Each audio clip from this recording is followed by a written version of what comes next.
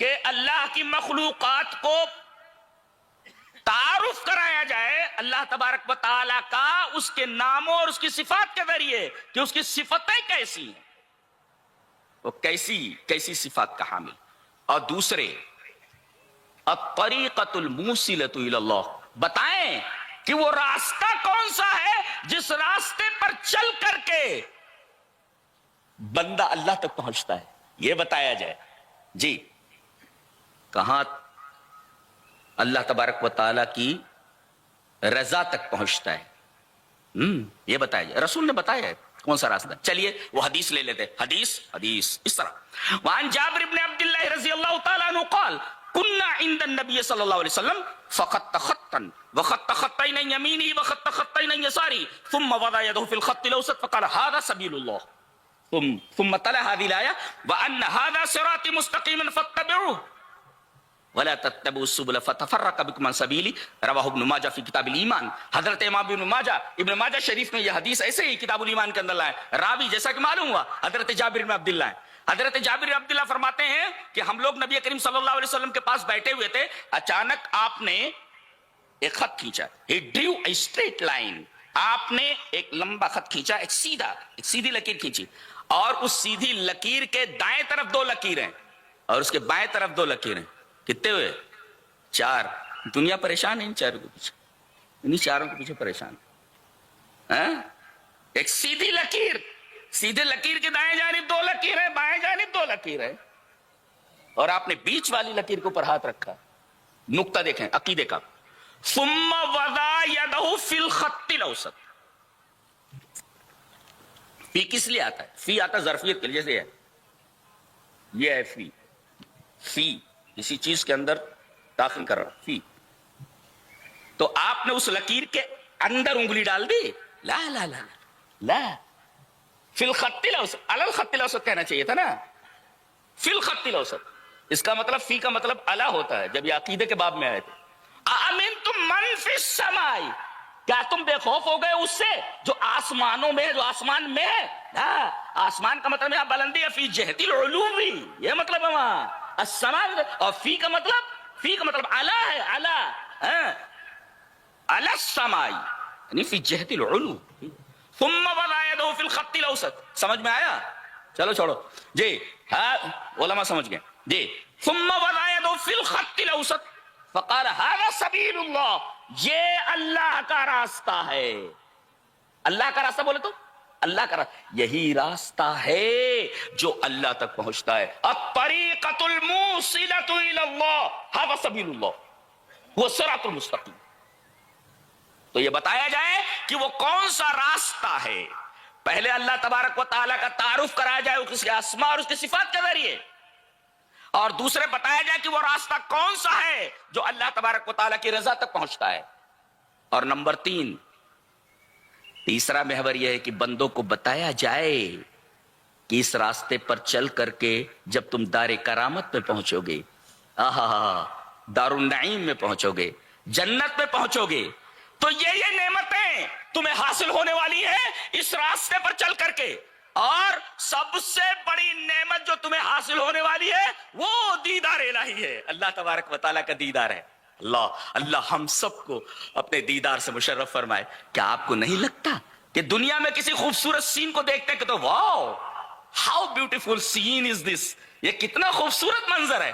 بتائیے بعض سینز ایسے ہوتے کہ آدمی مبہوت ہو جائے دیکھ کر کے. بتائیے جب یہاں دنیا کے بعض مناظر کو دیکھ کر کے آدمی کے اوپر ایک ہیبت طاری ہو جاتی ہے، اس کا وجدان مہک اٹھتا ہے. بتائیے ان تمام جمالوں کا خالق کتنا جمیل ہوگا. اندازہ لگائیے.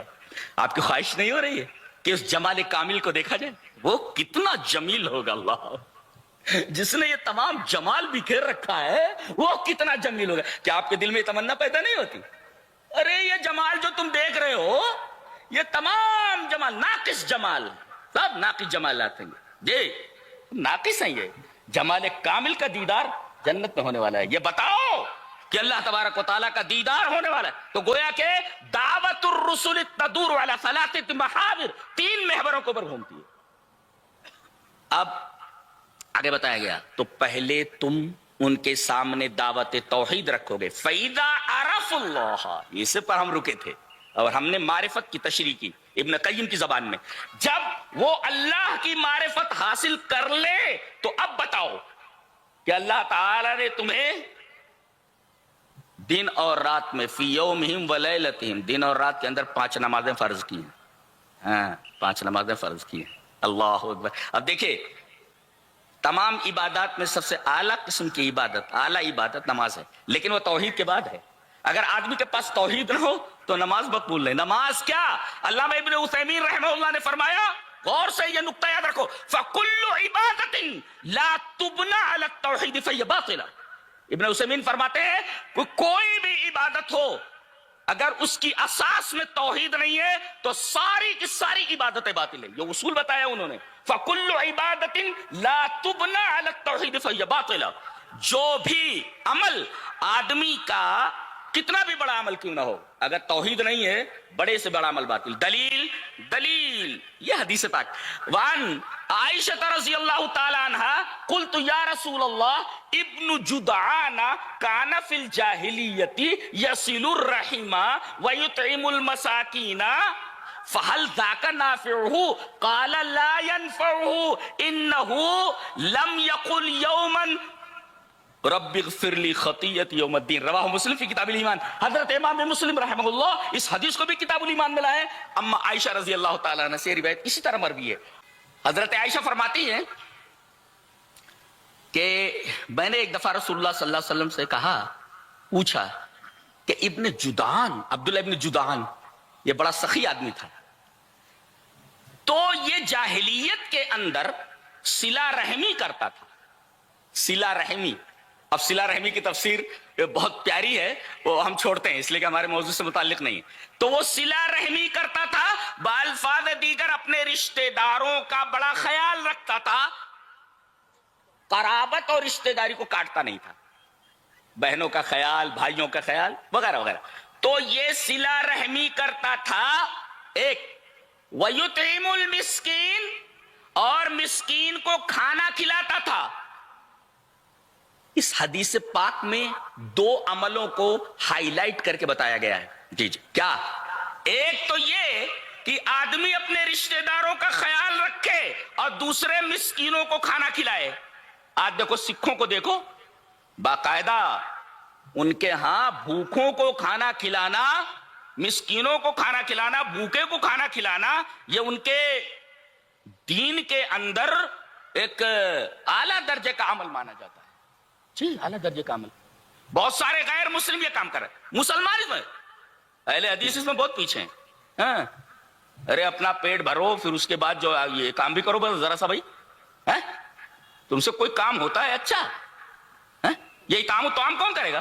یہ کھانا کون کھلائے گا مسکینوں کو؟ تمہارے پاس توحید جیسی نعمت ہے، تم یہ کام نہیں کرو گے؟ کون کرے گا؟ دوسرے لوگ کر رہے ہیں، تم کیا کر رہے ہو؟ تم کیا کر رہے ہو؟ تو یہ آدمی صلہ رحمی کرتا تھا، وَيُطْعِمُ الْمِسْكِينَ، اور مسکینوں کو کھانا کھلاتا تھا. تو اے اللہ کے رسول کیا اس کا اتنا زبردست عمل نافع ہے؟ یہ قیامت کے دن کچھ فائدہ دے گا؟ بھائی صلہ رحمی ایک بہت بڑی عبادت ہے، مسکینوں کو کھانا کھلانا ایک بہت بڑی عبادت ہے. اما عائشہ پوچھ رہی اللہ کے رسول اتنی بڑی عبادت ابن جدعان کی قبول ہوگی اللہ کے ہاں؟ قیامت کے دن یہ فائدہ حاصل کر سکے گا کچھ؟ نبی کریم صلی اللہ علیہ وسلم نے ڈائریکٹ انکار فرمایا، لا ينفعہ.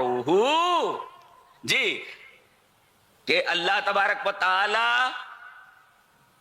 اس آدمی کے اس عمل کو نافع نہیں بنائے گا. کیوں؟ دلیل دی گئی، انہو لم یقل یومن. ایک استدلال کرنا چاہ رہا ہوں اس حدیث پاک سے.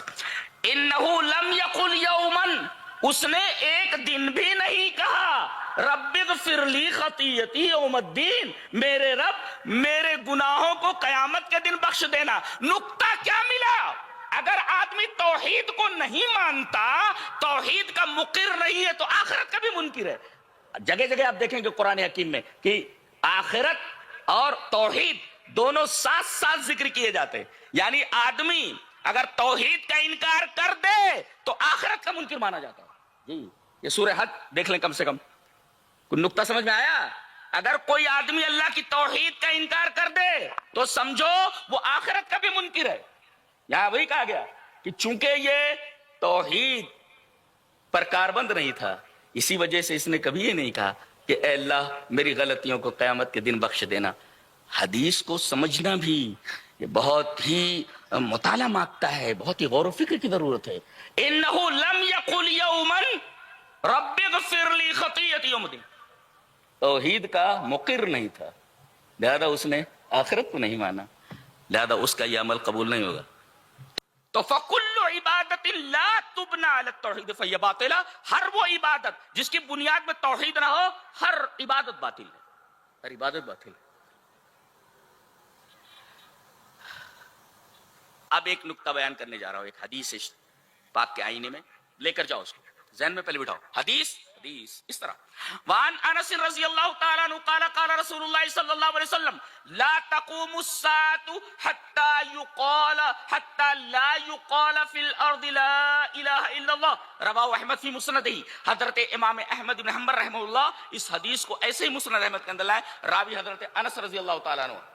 حضرت انس فرماتے ہیں کہ نبی اکرم صلی اللہ علیہ وسلم نے ارشاد فرمایا کہ قیامت اس وقت تک نہیں آئے گی، اس نظام کائنات کو اس وقت تک درہم برہم نہیں کیا جائے گا جب تک کہ ایک آدمی بھی اس روئے زمین پر توحید کا کلمہ پڑھنے والا ہوگا. اللہ اکبر.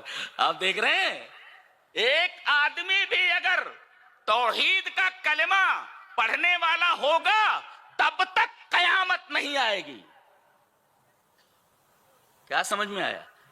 یہ جو کلمہ لا الہ الا اللہ کے ماننے والوں کو پریشان کیا جا رہا ہے اور کوشش یہ کی جا رہی ہے کہ ان کو سبوٹاژ کیا جائے، ان کو تباہ و برباد کیا جائے. ان کی مثال ایسے جیسے کوئی آدمی کسی ڈالی کے اوپر بیٹھا ہوا ہو درخت کے اور خود اسی ڈالی کو کاٹ رہا ہو. کلمہ لا الہ الا اللہ کہنے والوں کی وجہ سے تو تم بچے ہوئے ہو، ورنہ ایک بھی کلمہ توحید کا قائل نہ رہ جائے فوراً قیامت نازل کر دی جائے گی. تم جو کھا رہے ہو، مزے اڑا رہے ہو، دنیا میں اللہ کی نعمتوں کو برت رہے ہو، یہ صدقہ ہے کلمہ لا الہ الا اللہ کہنے والوں کا ہے. جی اس وجہ سے بچے ہوئے ہو. احترام کیا جائے کلمہ لا الہ الا اللہ پڑھنے والوں کا. کتنی عجیب و غریب حدیث ہے، میں نے عجیب و غریب استدلال کیا ہے. پھر سے حدیث کو پڑھتا ہوں. ان انس رضی اللہ تعالی عنہ قال قال رسول اللہ صلی اللہ علیہ وسلم لا تقوم الساعة حتى لا يقال في الارض لا الہ الا اللہ رواہ احمد فی مسندہ. حضرت انس فرماتے ہیں کہ رسول اکرم صلی اللہ علیہ وسلم نے ارشاد فرمایا کہ قیامت اس وقت تک نہیں آئے گی جب تک کہ اس روئے زمین کے اوپر کوئی ایک بھی لا الہ الا اللہ کا پڑھنے والا ہوگا. گویا کہ لا الہ الا اللہ کا پڑھنے والا جب تک اس روئے زمین پر موجود ہے قیامت نازل نہیں ہوگی. ایک بھی کلمہ توحید پڑھنے والا نہیں ہوگا. حکم ہوگا اسرافیل کو کہ سور میں پھونک ڈال دیا جائے، سور میں پھونک ڈال دیا جائے اور نظام عالم درہم برہم کر دیا جائے.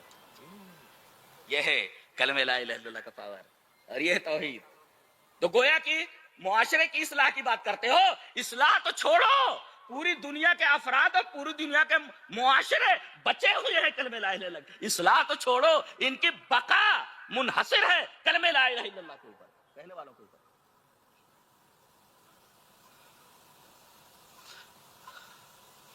اب ہم آگے بڑھ کر یہ بتانے والے ہیں، یہ بتائیے آدمی کی تخلیق کا مقصد کیا ہے؟ جن اور انسانوں کی جو مکلف ہیں. اللہ نے فرمایا سورہ ذاریات میں، ایک عجیب و غریب استدلال، وما خلقت الجن والانس الا لیعبدون. غور سے میں دیکھو، ما نافیہ کے بعد الا سے اگر استثناء ہو تو یفید الحصر والقصر، یعنی انسانوں اور جنوں کی تخلیق کا مقصد ہی میری عبادت ہے، میری عبادت ہے.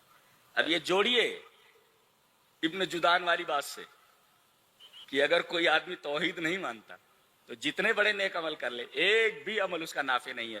اور عمل نافع نہیں ہوا توحید چھوڑ دینے کی وجہ سے، تو گویا کہ آدمی نے اپنی زندگی کا، اپنی تخلیق کا مقصد ہی فوت کر دیا. اس سے بڑا نقصان آدمی کے لیے کیا ہو سکتا ہے؟ اس سے بڑا خسارہ کیا ہو سکتا ہے کہ آدمی اپنی تخلیق، ارے بھائی کسی کو بھیجا گیا تھا کسی کام سے، اس نے وہ کام کیا ہی نہیں، ناکام ہو گیا وہ، تو تم کو پیدا کیا گیا تھا اللہ کی عبادت کے لیے، تمام عبادتیں تم نے کر لی جو بظاہر عبادتیں ہیں، غریبوں کو کھانا کھلانا، یہ نیکی کرنا وہ نیکی کرنا، لیکن تمہارے پاس توحید نہیں ہے۔ اللہ نے فرمایا میں نے اس لیے پیدا کیا ہے تاکہ وہ میری عبادت کریں۔ اس کا مطلب اگر عبادت نہیں ہے تو آپ کے سارے اعمال باطل ہیں، گویا کہ توحید نہ ہونے کی وجہ سے مقصد تخلیق کا انسانی آدمی فوت کر دیتا ہے، یہ مطلب ہے اس کا۔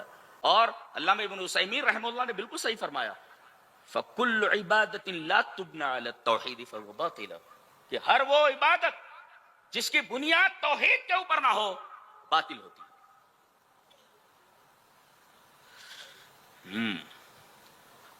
ایک اور خوبصورت استدلال دیکھیں، بہت پیارا استدلال ہے، اصلاح معاشرہ کا تعلق توحید سے۔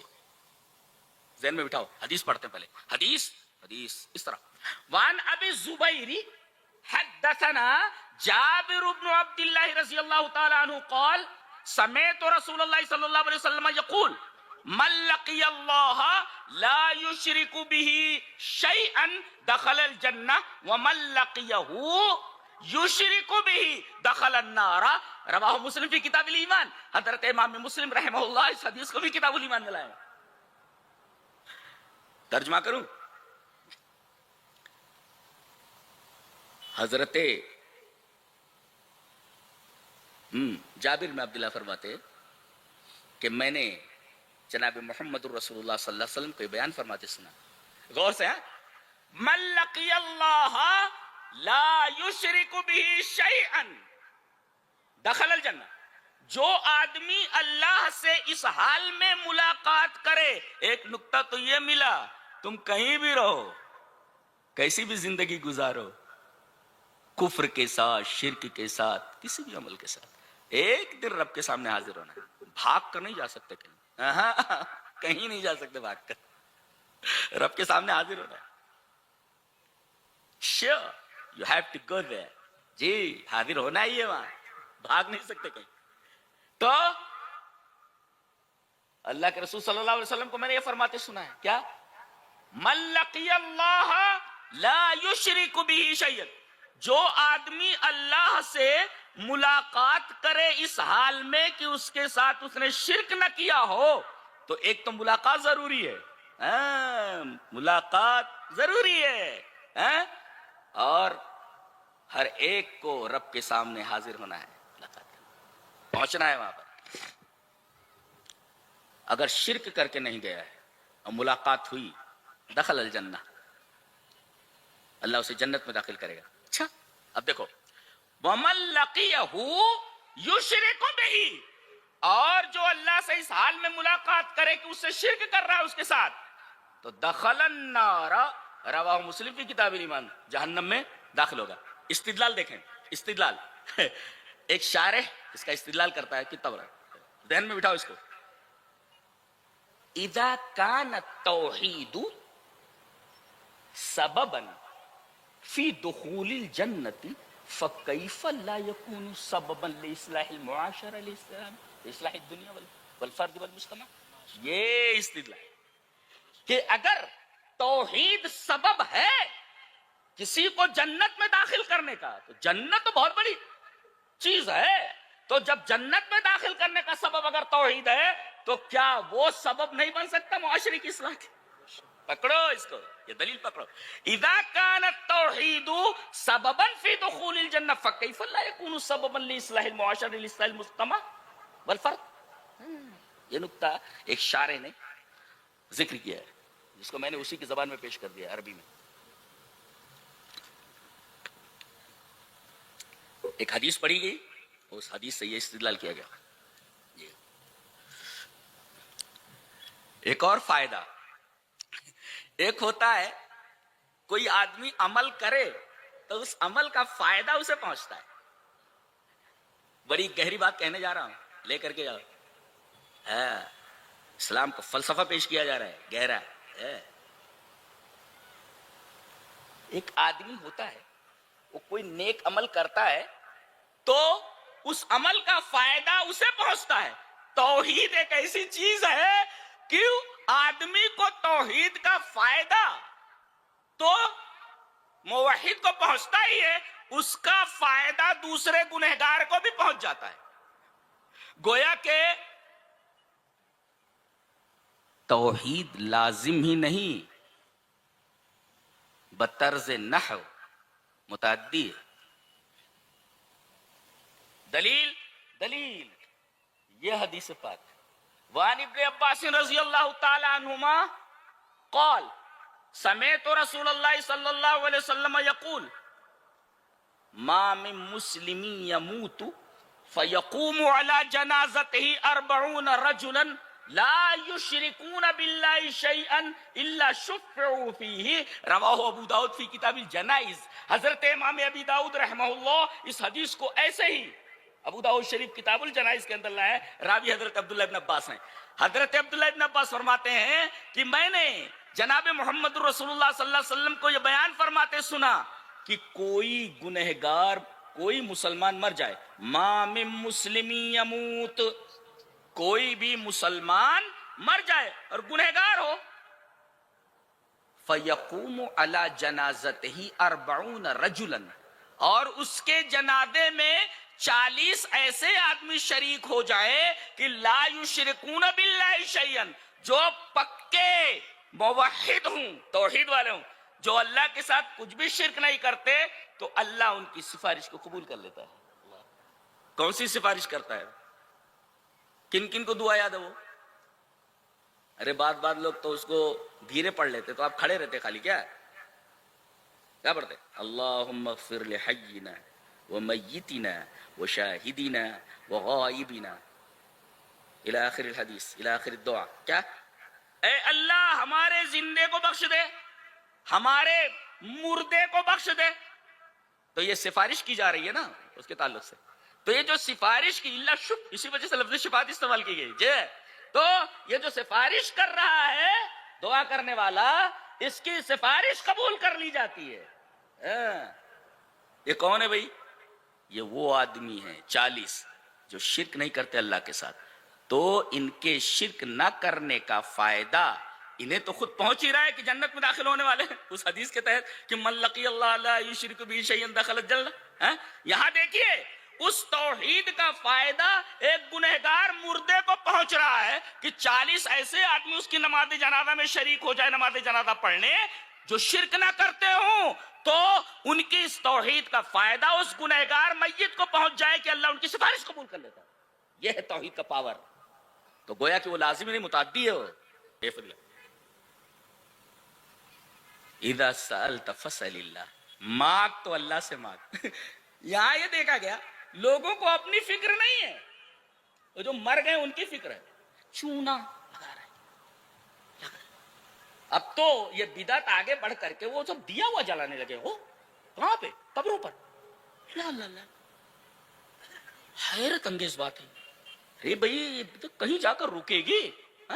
ینتہی لا حد، یا نہیں اس کا کوئی حد ودا نہیں، چلتی رہے گی. یہ کیا ہو رہا ہے؟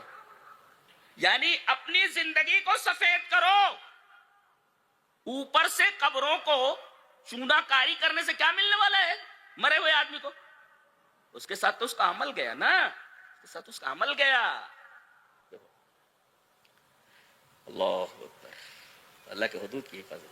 اچھا آپ نے آگے فرمایا وَعَلَمْ أَنَّ الْأُمَّةَ لَوِ اجْتَمَعَتْ، یہ آپ کے لیے سن لو، جان لے میرے بچے کہ اگر پوری کائنات کے تمام لوگ مل کر تجھے نقصان پہنچا، تجھے نفع پہنچانا چاہیں، تو اتنا ہی نفع پہنچا سکتے ہیں جتنا اللہ نے تیرے لیے لکھ دیا ہے. اور اگر سارے دنیا کے لوگ مل کر کے تجھے نقصان پہنچانا چاہیں، تجھے نقصان نہیں پہنچا سکتے مگر اتنا ہی جتنا اللہ نے تیرے خلاف لکھ دیا ہے. رفعت الاقلام، قلم اٹھا لی گئی، وجفت الصحف، صحیفے سوکھ گئے. اب کسی چیز کی ضرورت نہیں. اللہ وقت نہیں، ورنہ رفعت الاقلام اور جفت الصحف کو مقادیر کے تناظر میں سمجھاتا میں، اس کے پرسپیکٹو میں. کیا مطلب ہے رفعت الاقلام اور جفت الصحف کا؟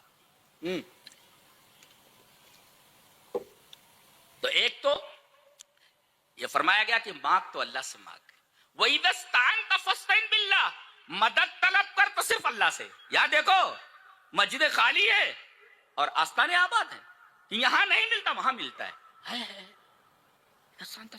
کہاں جا رہے ہو؟ این تذہبون، کہاں جا رہے ہو بھائی؟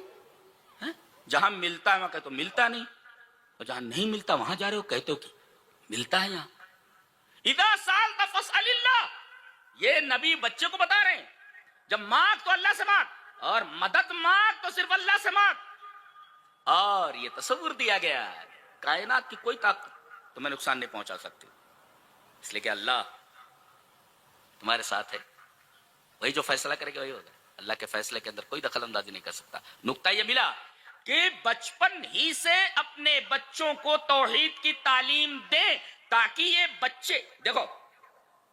اب کتنا ٹائم جی چلیے وہ حدیث پڑھ لیتے ہیں. حدیث اس طرح وعن ابی ہریرہ رضی اللہ تعالی عنہ عن النبی صلی اللہ علیہ وسلم قال سبعۃ یظلهم اللہ فی ظلہ یوم لا ظل الا ظلہ الامام العادل والشاب نشأ في عبادة الله ورجلان تحابا في الله اختلفا وتفرقا عليه اجتمع عليه وتفرقا ورجل دعته امرأة ذات منصب وجمال فقال إني أخاف الله ورجل تصدق بصدقة حتى لا تعلم يمينه ما تنفق شماله.